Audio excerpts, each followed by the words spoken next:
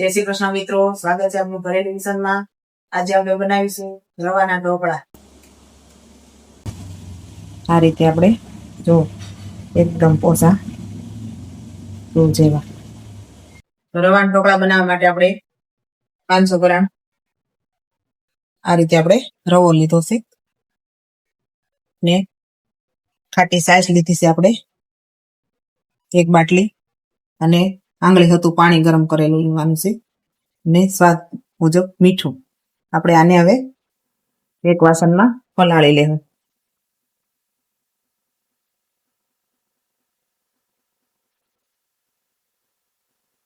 આ રીતે આપણે સાયસે નાખાઈને દહીં ખાટું હોય તો દહીં નાખી શકીએ, ને આપણે આથો લેવાનું છે.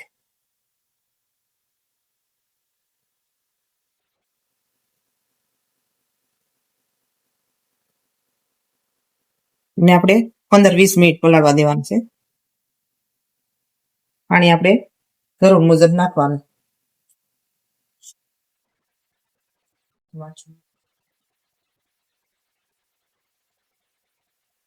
આ રીતે આપણે આથો આવે ને એવું આપણે પલાળવાનું છે, ખીરા જેવું ઘાટું.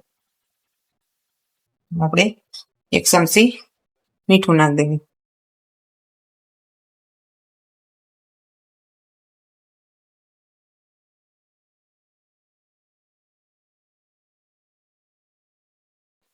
આ રીતે આપણે પલાળી દેવાનું છે. હા, આછું નહીં રાખવાનું. અને આપણે 15-20 મિનિટ પલાળી દેવું. આપણે એને ઢાંકી દેવું.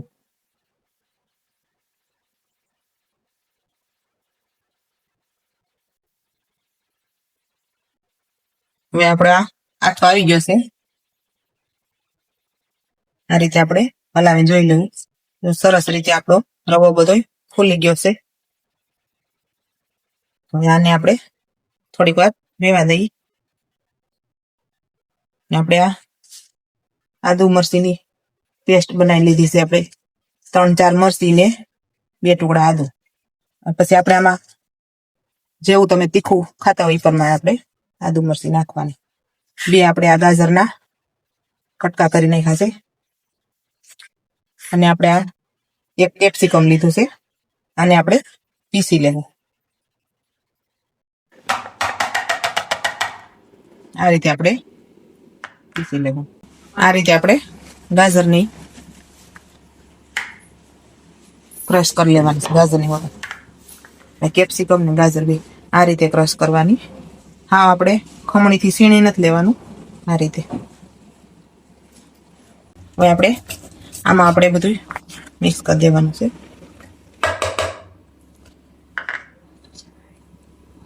આ ગાજર, કેપ્સિકમ ને આદુ મરચીની પેસ્ટ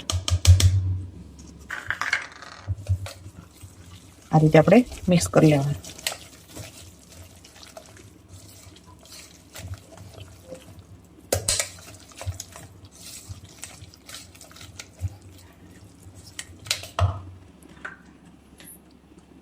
ધાણા આપણે આમાં થોડાક નાખશું, થોડાક આપણે ઉપરથી નાખશું.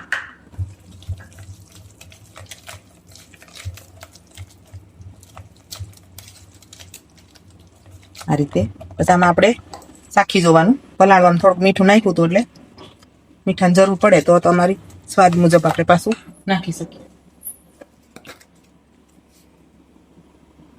એમાં અડધી ચમચી પાછું એડ કરશું નમક.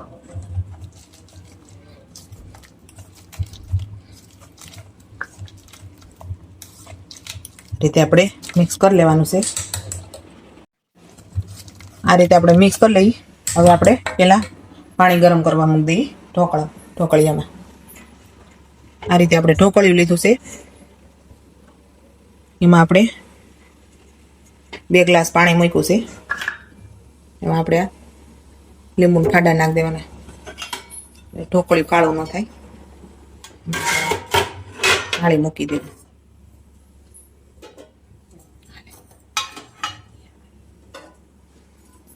આપણે આ 2 પ્લેટમાં જેમાં આપણે ઢોકળા પાડવા હોય એમાં આપણે બનાવી શકીએ. આ રીતે આપણે 2 ઢોકળિયાની ડીશું લીધી છે. આ રીતે આપણે તેલ લગાવી દેવાનું.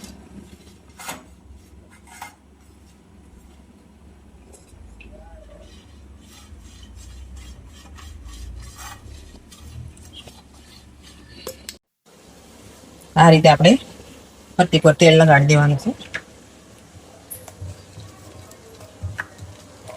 હવે આપણે આમાં ખાવાના સોડા એડ કરશું.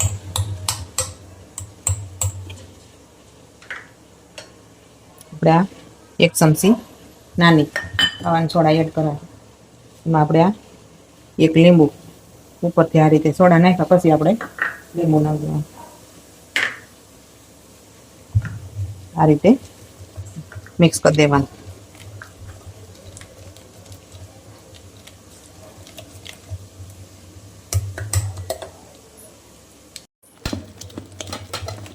હવે આપણે આમાં થોડુંક તેલ એડ કરશું એટલે એકદમ ઠરી જાય ને ઢોકળા તોય એકદમ પોસા રૂ જેવા રહે, કડક ન થાય. હવે આપણે આને પ્લેટમાં પાથરી દેવું.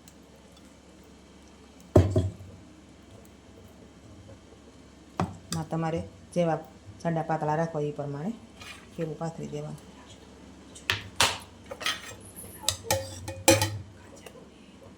આ રીતે આપણે 3 ચમચા આપણે આ રીતે નાખ્યા છે.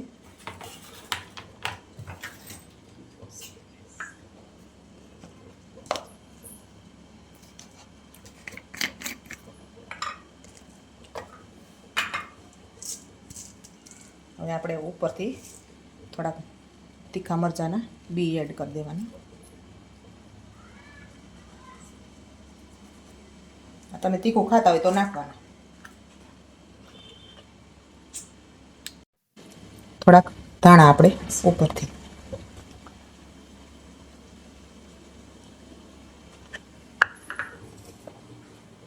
થોડુંક આપણે આખું જીરું. થોડાક સફેદ તલ. હવે આપણે આને બાફા મૂકી દેવું. પાણી આપણે ઉકળી જાય ને પછી જ મૂકવાના.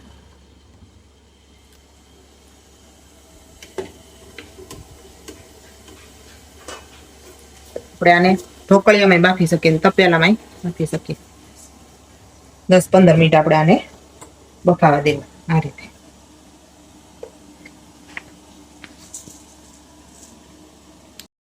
હવે આપણે ચેક કરી લેવું.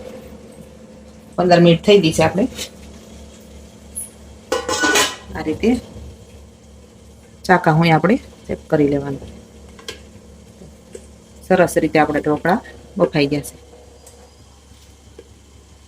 આપણે ગેસ બંધ કરી દેવું. તો આપણે આ ઠરી ગયા છે. હવે આપણે આને ચાકાથી આ રીતે આપણે કાઢી લેવું.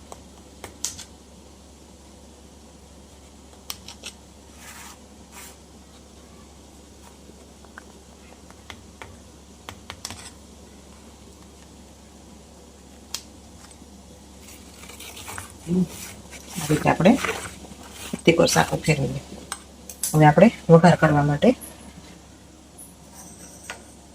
વઘારિયામાં આપણે 2 પાવડા તેલ લીધું છે, રાઈ જીરું, સફેદ તલ, 1 મીઠો લીમડો અને અડધી ચમચી હિંગ.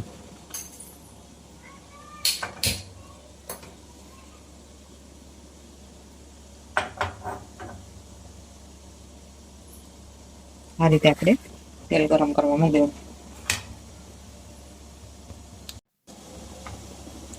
પૂરા તેલ આવી ગયું છે. એમાં આપણે આ રાઈ જીરું ને તલ આ રીતે આપણે વઘાર કરી દઈશું. પાન એડ કરી દેવાનું.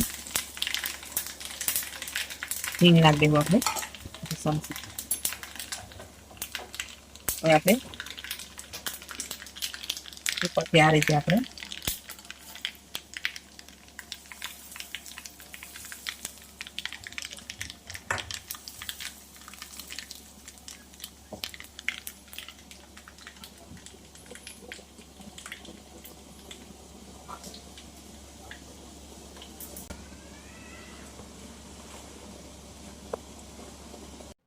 આ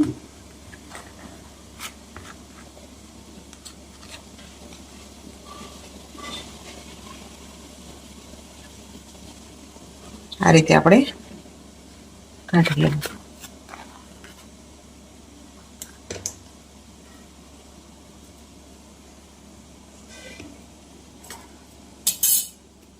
આપણે એને એક ડીશમાં આ રીતે સર્વ કરી દઈશું.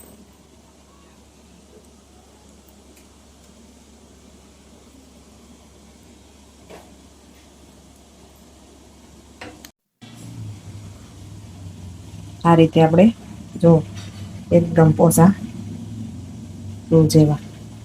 અને આપણે ચા હારે, ચટણી હારે, ગ્રીન ચટણી, લાલ ચટણી બધા હારે આપણે ખાઈ શકીએ.